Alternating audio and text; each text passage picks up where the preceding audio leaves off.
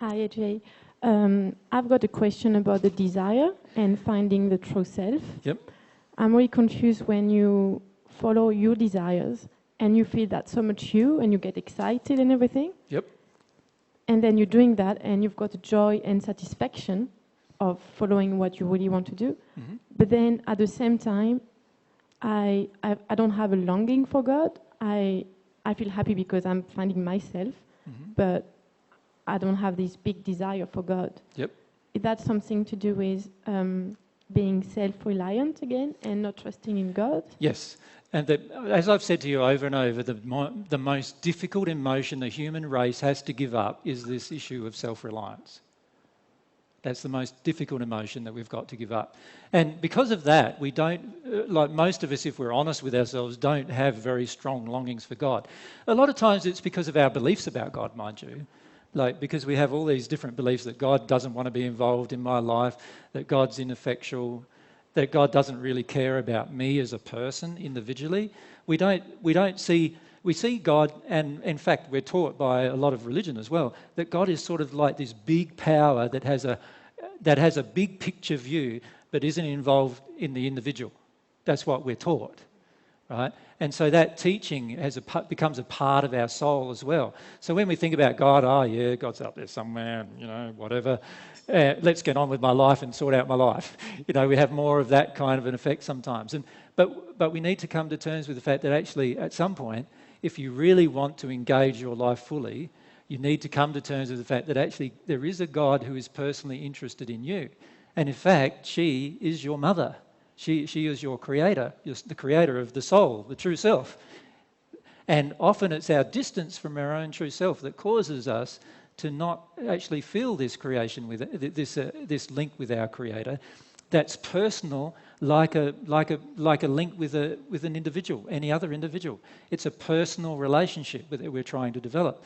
And as a result of that, we use our addictions and our fears and others about God, and we become self-reliant, and we go off on our self-reliant course.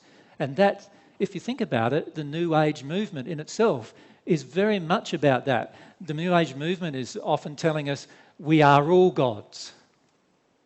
We're all a part of God. So what does that do? It depersonalizes God.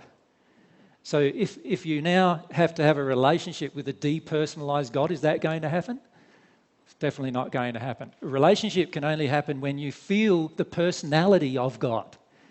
And that can only happen through desire. And if you find your desire for God is suppressed, then there are definitely addictions in play. Does that make sense? So allow yourself to pray about those addictions that are in play. Now, those addictions are often addictions that have been with mankind many thousands of years. And they are hard to remove because we are so distant from our true self with those particular groups of addictions relating to God and what we expect of God. So if I find a desire like very strong, sorry, if I've got a desire to do something, would I still doing it and ask myself why I don't have this longing from God, or would I stop following my desire? Always follow your desires. Always follow your desire. Your desires will always lead you to God if they are loving. If they are not loving, the law of attraction will bring you corrections to those desires so that you turn them into being loving. So always follow your desires. Your desires will lead you towards God. Because ironically, one of the things God wants for you as a person is just what you want for your own children, and that is for them to become themselves and passionately enjoy their own life. And that is what God desires for you as well, that you become yourself and passionately enjoy your own life. However, God wants you to do that in harmony with love, because the way God's created her universe is that if you don't do it in harmony with love, there will be corrective measures from the laws which will correct you and change you. Now, whether you feel those corrections on this earth or like many of the spirits who are in the room right now, feeling them now when they're in the spirit world, either way, you will eventually feel them. And so what we want to do is allow ourselves to follow our desires, and eventually what will happen is we'll discover God in that process. If we really passionately follow our desires, we will always discover God.